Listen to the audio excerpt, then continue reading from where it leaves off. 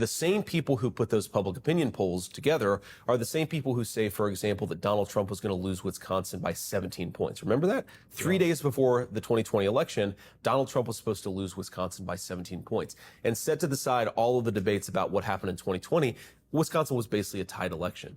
So these guys use public polls, they use the media, not even just to manipulate public opinion, but to manipulate our leadership about what public opinion actually says. So how does that happen? So those polls are fake, is what you're saying? Oh, absolutely, they're fake. They're absolutely fake.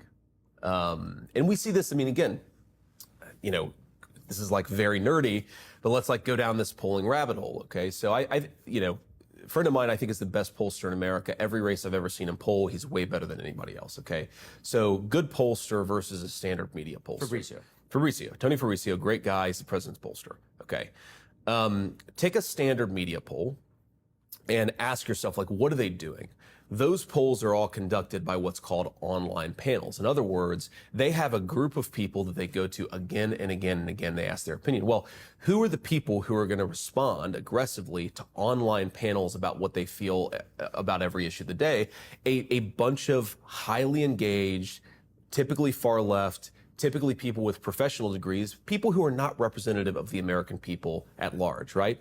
Meanwhile, most Americans are trying to pay their mortgage and trying to take care of their kids and trying to do all the things that are necessary to live a life in this country. And they're not answering the phone when a pollster picks up. So if you actually look at the good pollsters, they're telling you a radically different story because they're talking to a representative sample of the United States.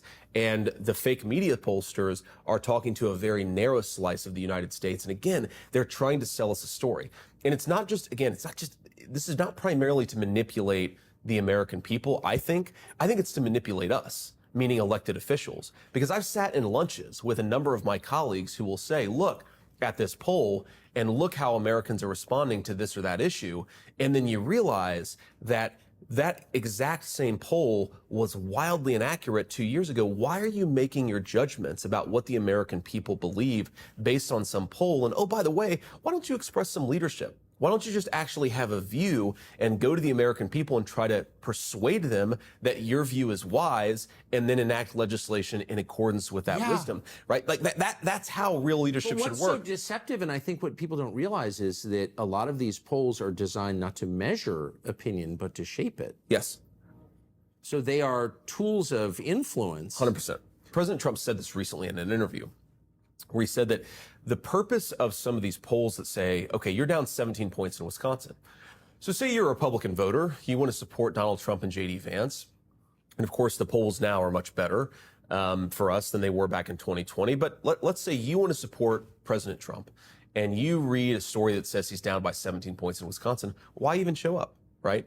So there's a voter suppression dynamic here where you try to get people to get depressed and to drop out of the democratic process. Don't even go and vote if the president is down by so much. The purpose of these polls is actually manipulation of both the public themselves, but also, of course, elected officials. And I think that we have to have the courage to trust our own convictions, to say, screw you, I don't buy the polls, and to do what you think is right on behalf of the country.